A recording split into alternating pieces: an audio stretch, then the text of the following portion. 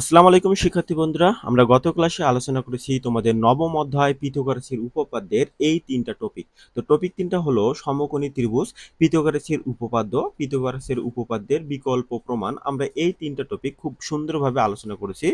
তোমরা যদি এই তিনটা টপিক দেখে না থাকো, আমি ডিসক্রিপশনে লিংক দিয়ে রাখবো, তোমরা দেখে নিতে পারো। তো আজকের আলোচ্য বিষয় হচ্ছে আমাদের পিথাগোরাসের উপপাদ্যের বিপরীত উপপাদ্য। ঠিক আছে, তো আজকের আলোচ্য বিষয় হচ্ছে এটা। চলো আমরা সরাসরি প্রশ্নতে চলে যাই এবং এটা প্রমাণ করার চেষ্টা করি। দেখো, যদি কোনো ত্রিভুজের একটি বাহুর উপর অঙ্কিত বর্গক্ষেত্র অপর দুই বাহুর উপর অঙ্কিত বর্গক্ষেত্রদ্বয়ের সমষ্টি সমান হয়, তবে শেষোক্ত বাহুদ্বয়ের অন্তর্ভুক্ত কোণটি সমকোণ হবে। এখানে দুইটা ত্রিভুজ দেওয়া আছে, প্রমাণের খাতিরে আমাদের আর একটা ত্রিভুজ এক্সট্রা লিখতে হয়েছে। তো বিশেষ নির্বাচনটা লক্ষ্য করো। মনে করি এ বি সি একটা ত্রিভুজ, এটা হচ্ছে এ, এটা হচ্ছে বি, এটা হচ্ছে সি। তাহলে আমরা পিথাগোরাসের উপপাদ্য অনুযায়ী কি জানি যে অতিভুজের উপর বর্গ, অতিভুজ কোণটা এখানে এ বি। তো দেখো, এ বির উপর বর্গ সমান অপর দুই বাহুর উপর বর্গের সমষ্টি সমান। তো অপর দুই বাহু কোণটা, একটা হচ্ছে এসি বাহু আর একটা হচ্ছে বিসি বাহু। তো এসি এর উপর স্কোয়ার প্লাস বিসি এর উপর স্কোয়ার। ঠিক আছে, তো আমাদের প্রমাণ করতে হবে যে এই সি কোণটা আছে না, এই সি কোণটা এক সমকোণ। এই জিনিসটা আমাদের এই পিথাগোরাসের বিপরীত উপপাদ্যতে প্রমাণ করতে হবে। তো চলো আমরা অঙ্কনে চলে যাই। তো অঙ্কনে দেখো, এমন একটা ত্রিভুজ যেটা ডিইএফ আঁকি। তো এই ত্রিভুজের ন্যায় আমাদের আরেকটা ত্রিভুজ আঁকতে হবে, সেটা হচ্ছে ডিইএফ। এটা আরেকটা ত্রিভুজ। তো আমাদের প্রমাণ করতে হবে যেন এফ এক সমকোণ হয়। এই যে এফ কোণটা এক সমকোণ, মানে এটা যদি এক সমকোণ হয় তাহলে এটাও অবশ্যই এক সমকোণ হবে। সেই জন্য এখানে লিখে রাখছে ইএফ সমান বিসি। ইএফ বলতে কি বোঝায়? এই যে এই বাহু আর এই বাহু পরস্পর সমান, আবার এই বাহু আর এই বাহু পরস্পর সমান, এটাই লিখে রাখছে যে ডিএফ সমান এসি। চলো শিক্ষার্থী বন্ধুরা, এখন আমরা প্রমাণে ফিরে যাই। তোমরা যদি এই চ্যানেলে নতুন হয়ে থাকো, তোমরা অবশ্যই আমার চ্যানেলটি সাবস্ক্রাইব করে রাখবা, কারণ আমি এই চ্যানেলে তোমাদের বিজ্ঞান বইয়ের আর গণিত বইয়ের প্রতিটা অধ্যায়ের ভালোভাবে বিশ্লেষণ করার চেষ্টা করতেছি। তো শিক্ষার্থী বন্ধুরা, তো ধাপ নাম্বার 1-এ লক্ষ্য করো। ধাপ 1, আমরা প্রথমে এই ত্রিভুজটা নিয়ে কাজ করব। ঠিক আছে, তো এই ত্রিভুজের অতিভুজ কোণটা?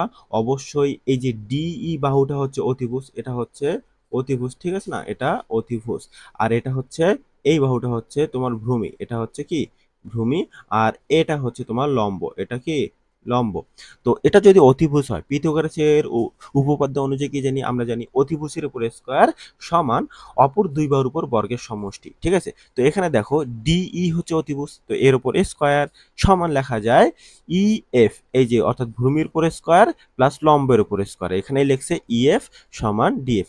এখন যদি এই ত্রিভুজের ন্যায় এটা আরেকটা ত্রিভুজ হয়, তাহলে আমরা এই যে ইএফ বাহু সমান বিসি বাহু লিখতে পারি।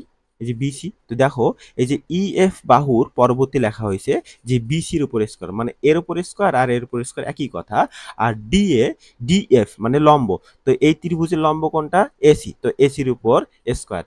তো আমরা যদি এই ত্রিভুজে লিখি যে ভূমির উপর স্কয়ার প্লাস লম্বের উপর স্কয়ার, তার মানে কি এটা সমান কি লেখা যায়?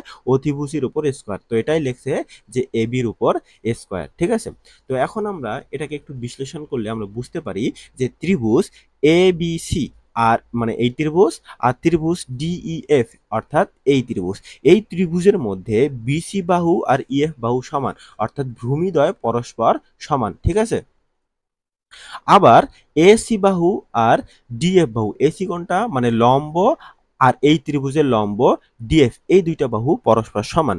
যেহেতু এই ত্রিভুজের ভূমি আর লম্ব পরস্পর সমান, তো আমরা বলতেই পারি এই ত্রিভুজের অতিভুজ অর্থাৎ এবি আর এই ত্রিভুজের অতিভুজ অর্থাৎ ডিই, এই বাহুদ্বয় পরস্পর সমান।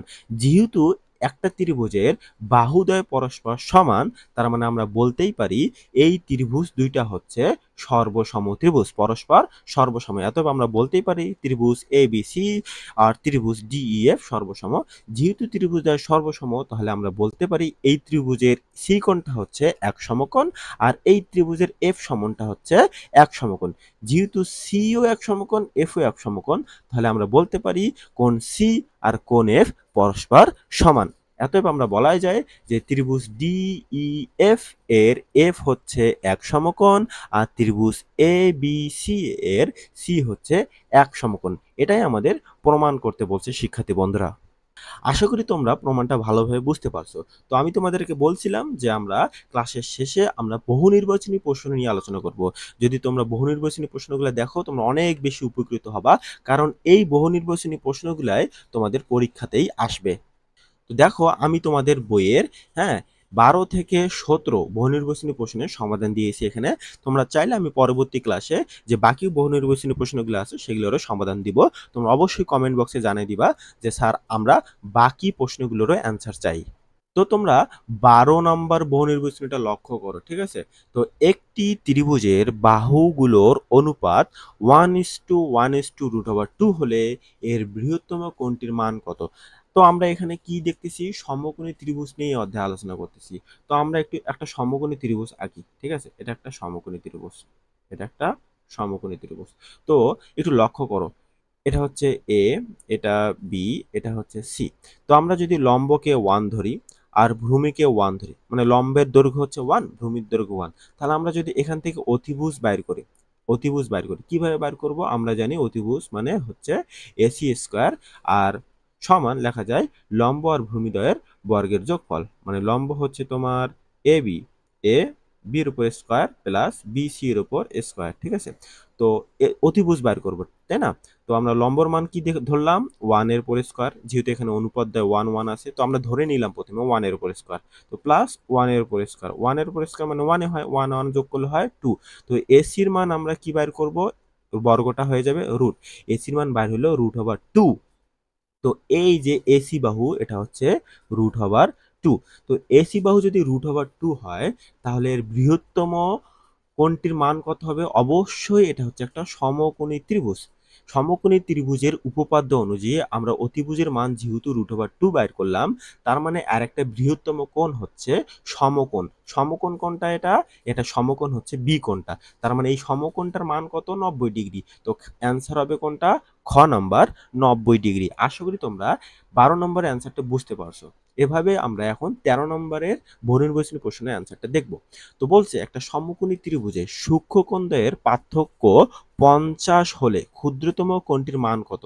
তো দেখো এই যেটা একটা সমকোণী ত্রিভুজ, তাই না? এই সমকোণী ত্রিভুজের যদি বি কোণটা কত হয়? 90 ডিগ্রি হয়, এটা তো পাইলাম। তাহলে সূক্ষ্মকোণ কোণটা হবে এই যে এটা, আর এটা হচ্ছে সূক্ষ্মকোণ, ঠিক না?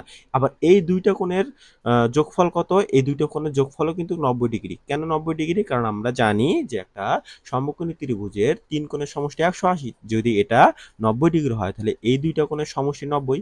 কিন্তু এখানে বলছে যে সূক্ষ্মকোণের পার্থক্য 50 হবে। পার্থক্য 50 বলতে কি বুঝাইছে? যে আমাদের ক্ষুদ্রতম কোণ আর বৃহত্তম কোণ, ক্ষুদ্রতম কোণ আর বৃহত্তম কোণের পার্থক্য, ঠিক আছে? তো এখানে যদি আমরা ধরি যে এটা একটা কোণ হচ্ছে তোমার, একটা কোণ ধরলাম যে 47.5, 47.5, আর একটা কোণ ধরলাম আমি তোমার 42.5। তো 47.5 আর 42.5 যদি আমরা যোগ করি তো এটা কিন্তু 90 ডিগ্রিতে হয়। তার মানে আমরা এই 90 ডিগ্রিকে দুইটা কোণে বিভক্ত করলাম, একটা হচ্ছে 47.5 আর একটা হচ্ছে 42.5। প্রশ্ন হচ্ছে যে ক্ষুদ্রতম কোণটির মান কত? তো এই দুইটা কোণের মধ্যে ক্ষুদ্রতম কোণ কোনটা? হচ্ছে 42.5। সেই জন্য অ্যান্সার এখানে খ, 42.5 ডিগ্রি। ঠিক আছে শিক্ষার্থী বন্ধুরা? তো আমরা এখন 4 নম্বরে চলে যাই। 4 নম্বরে বলছে যে সমকোণী ত্রিভুজের অতিভুজ এক্স। তো একটা সমকোণী ত্রিভুজ আমরা আবার আঁকে নেই। হ্যাঁ, এটা একটা সমকোণী ত্রিভুজ, আবার একটু বড় করে আঁকে নিলাম। তো এই সমকোণী ত্রিভুজের অতিভুজ বলতে বলছে আমাদের এক্স। তো এক্স ধরলাম। তো এবং অপর বাহুদ্বয়ের একটি ওয়াই, হ্যাঁ, হলে অপর বাহুদ্বয় কি? একটা বাহুদ্বয় ধরলাম আমি, এই বাহুটা হচ্ছে ওয়াই, ঠিক আছে? ওয়াই হলে তৃতীয় বাহুটির দৈর্ঘ্য ধরলাম এই তৃতীয় বাহু, এটা আমরা জানি না, এটা হচ্ছে তোমার তৃতীয় বাহু, এই বাহুটার দৈর্ঘ্য আমাদের বাইর করতে বলছে। তো আমরা এটাকে যদি এ ধরি, এটাকে যদি বি ধরি, এটাকে যদি সি ধরি, আমাদের অপর বাহু মানে বিসি বাহুর দৈর্ঘ্য নির্ণয় করতে বলছে, ঠিক আছে? তো আমরা পিথাগোরাস অনুযায়ী কি জানি? যে অতিভুজের উপরে স্কয়ার মানে এসির উপরে স্কয়ার প্লাস এ বির উপরে স্কয়ার, এ বির উপরে স্কয়ার প্লাস বিসির উপরে স্কয়ার, ঠিক আছে? তো আমাদের কোন বাহুর দৈর্ঘ্য নির্ণয় করতে বলছে? এই যে বিসি বাহুর দৈর্ঘ্য। তার মানে আমরা তৃতীয় বাহুর দৈর্ঘ্যটা জানি না, তো বিসি বাহুর দৈর্ঘ্য নির্ণয় করবো। তো অতএব আমরা লিখতে পারি যে বিসির উপরে স্কয়ার সমান এই যে এ বিটা পক্ষান্তর করে দেবো, অর্থাৎ এই পাশে নিয়ে আসলে কি হয়? এসির উপর স্কোয়ার মাইনাস এ বির উপর স্কোয়ার, ঠিক আছে। তো এখন আমরা এসির মান বসাই। এসি ধরলাম এক্স, তো এক্স, তো এক্স এর উপর কি এক্স স্কোয়ার, তো এই যে এক্স স্কোয়ার দিলাম, মাইনাস এ বির মান কি ওয়াই, তো ওয়াই এর উপর আমরা কি দিলাম এক্স স্কোয়ার দিলাম। তো এখন বিসি বাহুর মান করতে হবে, তো বিসি স্কোয়ারটা কি হবে রুট হয়ে যাবে। তো বিসির বাহুর মান হচ্ছে root over x square minus y square. তো এখানে দেখো root over x square minus y square কোথায় আছে, এই যে গ নম্বরে আছে যে রুট ওভার, হ্যাঁ, x square minus y square, এখানে এক্স টু ওয়াই টু না, এটা x square minus y square, x square minus y square, ঠিক আছে। এটা হচ্ছে 14 নম্বর প্রশ্নের অ্যান্সার। তো এখন আমরা 15 নম্বরটা দেখার চেষ্টা করব, ঠিক আছে। তো 15 নম্বরটা কি বলছে যে পরিমাপটির কোন পরিমাপের জন্য, পরিমাপটির কোন পরিমাপের জন্য একটি সমকোণী ত্রিভুজ আঁকা সম্ভব। তো এখানে বিভিন্ন মান দিছে ক, খ, গ, ঘ, ঠিক আছে, বিভিন্ন মান দিছে। তো যদি একটা সমকোণী ত্রিভুজের 3টা বাহু থাকে, ঠিক আছে, যে লম্ব, অতিভুজ, ভ্রূমি, ঠিক আছে, লম্ব, অতিভুজ, ভ্রূমি। তো এখানে বলছে যদি লম্ব আর ভ্রূমি 4 আর 4 হয় তাহলে অতিভুজের মান কি 5 হবে। তো আমরা দেখি, একটু ফেলায় দেখি, আমরা এই সূত্রটাতে ফেলায় দেখবো, ঠিক আছে না, এই সূত্রটাতে ফেলায় মানগুলো দেখবো, যেই মানটা মিলে যাবে আমাদের সেই মানটা হচ্ছে অ্যান্সার, ঠিক আছে। লক্ষ্য করো, আমরা যদি অতিভুজকে 5 ধরি, 5 ধরলাম, 5-এর উপর স্কোয়ার, আর এখানে 4-এর উপর স্কোয়ার, মানে 4-এর উপর স্কোয়ার যোগ 4-এর উপর স্কোয়ার, তাহলে 4-এর উপর স্কোয়ার মানে 16, আর 4-এর উপর স্কোয়ার মানে কত 16, এখানে 16 যোগ 16, ঠিক আছে, আর 5-এর উপর স্কোয়ার মানে 25। তো এখানে 16 16 যোগ করলে কিন্তু 32 হয়। 32 আর 25 কি একই, তার মানে এই অ্যান্সারটা হবে না, 32 আর 25 কখনো সমান নয়। তার মানে আমরা এখন খ নাম্বার দেখবো, ঠিক আছে। খ নাম্বার হচ্ছে 5, 12 আর 13। তো 5-এর মানে আমরা অতিভুজ ধরলাম কি 13, তো আমরা 13-এর উপর স্কোয়ার করি, 13-এর উপর স্কোয়ার, তারপর আমরা 5-এর উপর স্কোয়ার করবো, ভূমি হচ্ছে 5 আর লম্ব হচ্ছে তোমার 12, ঠিক আছে। তো 13-এর উপর স্কোয়ার করলে হয় 169, আর 5-এর উপর স্কোয়ার করলে হয় 25, আর 12-এর উপর স্কোয়ার করলে হয় 144। তো 25 আর 144 যোগ করলে হয় 169। তো এখানে 169 169, তার মানে আমাদের অ্যান্সার হচ্ছে খ নাম্বারটা, ঠিক আছে শিক্ষার্থী বন্ধুরা। আমরা এভাবেই এই বহু নির্বাচনী প্রশ্নগুলোর অ্যান্সার করতে পারি খুব সহজেই।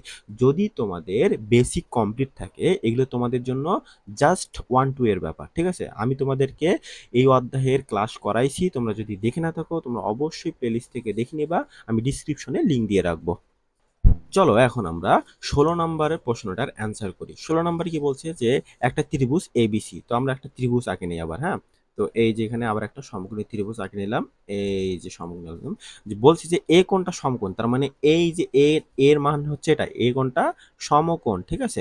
হলে সমকোণ যদি এটা এ হয় তার মানে অবশ্যই এখানে হবে বি, আর এটা হবে তোমার সি, ঠিক আছে। তো আমরা এটা আঁকে নিলাম। তো বলছে যে 1 নাম্বার অতিভুজ হচ্ছে বিসি, হ্যাঁ অবশ্যই অতিভুজ বি আর সি, এটা হচ্ছে অতিভুজ, এটা হচ্ছে লম্ব, এটা কি, এটা হচ্ছে লম্ব, আর এটা হচ্ছে ভূমি, ঠিক আছে, এটা হচ্ছে ভূমি, আর এই কোণটা সমকোণ। তো 1 নাম্বারটা সঠিক। এর ক্ষেত্রফল বলছে, একটা সমকোণী ত্রিভুজের ক্ষেত্রফল কি জানি আমরা, হাফ গুণন ভূমি গুণন উচ্চতা, ভূমি গুণন উচ্চতা, এখানে উচ্চতা বলতে কি বোঝাইছে, লম্ব, ঠিক আছে। তো হাফ লিখলাম, ভূমির মান কত, ভূমির মান হচ্ছে এবি, তো এবি গুণন লম্ব কোণটা এসি, তো এসি, তো এটার সাথে মিলে কোনটা, আচ্ছা এটা মিলে কি হাফ ইন্টু এবি গুণন এসি, হ্যাঁ, তার মানে আমাদের 2 নম্বরটাও রাইট, বহুপদী 2 নম্বরটাও রাইট। এখন আমরা 3 নম্বরটা লক্ষ্য করি, এটা কিন্তু স্কোয়ার, বিসি স্কোয়ার দিছে, ঠিক আছে।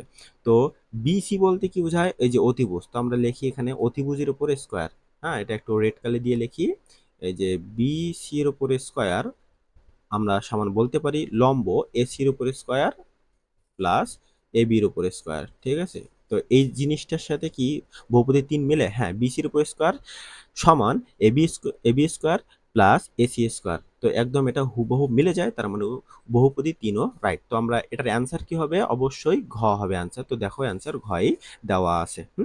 এখন আমরা 17 নম্বরটা সমাধান দেখব, যে সমকোণী ত্রিভুজের, একটা সমকোণী ত্রিভুজ, তো এটাই একটা সমকোণী ত্রিভুজ, ঠিক আছে।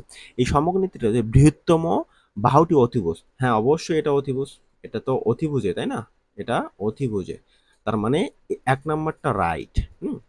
তারপর ক্ষুদ্রতম বাহুদের বর্গের সমষ্টি বৃহত্তম বাহুর বর্গের সমান। হ্যাঁ, এটা তো অবশ্যই। এই যে ক্ষুদ্রতম বাহু কোনটা? এই যে এবি, এই যে এসি আর এবি, এই দুইটা বাহুর বর্গের সমষ্টি অতিভুজের সমান না? হ্যাঁ, অবশ্যই, এটাও রাইট, অবশ্যই। তারপর বলছে যে সূক্ষ্মকন্দায় পরস্পর পূরক। ব্যাপারটা কিন্তু একটু জটিল। এই পূরক কিন্তু আমি তোমাদের এই অধ্যায়ে বুঝাই নাই। সূক্ষ্মকন্দায় পরস্পরের পূরক, নিচের কোনটি সঠিক?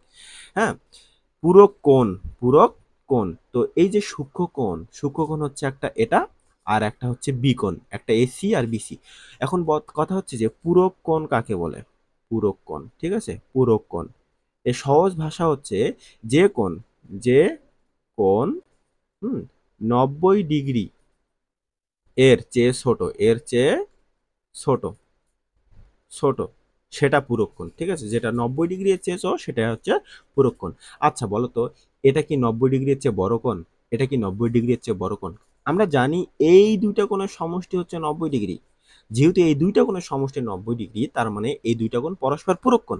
কারণ হতে পারে এটা এটা হচ্ছে তোমার 42 ডিগ্রি, তারপর আর এটা হচ্ছে তোমার 47 ডিগ্রি। হ্যাঁ, এটা হচ্ছে 47 ডিগ্রি। তো 42 আর 47 তো 90 এর চেয়ে অবশ্যই ছোট, তাই না?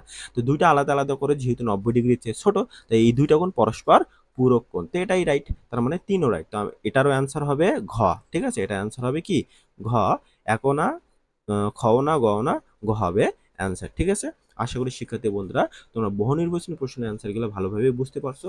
তোমরা চাইলে তোমরা চাইলে আমি তোমাদের অধ্যায়ের, এই যে অধ্যায়ের বাকি বহু নির্বাচনী প্রশ্নগুলোর অ্যান্সার করার চেষ্টা করব। তোমরা যদি কমেন্ট বক্সে জানিয়ে দাও স্যার বাকিগুলোরও অ্যান্সার করে দেন এবং সৃজনশীলগুলোরও অ্যান্সার করে দেন, আমি অবশ্যই তোমাদের জন্য ক্লাস নিয়ে আসব। কিন্তু তোমাদের কমেন্ট বক্সে জানাইতে হবে, আমি তোমাদের আগ্রহ দেখতে চাই। আসসালামু আলাইকুম তোমাদের সবাইকে, তোমরা সবাই ভালো থাকো।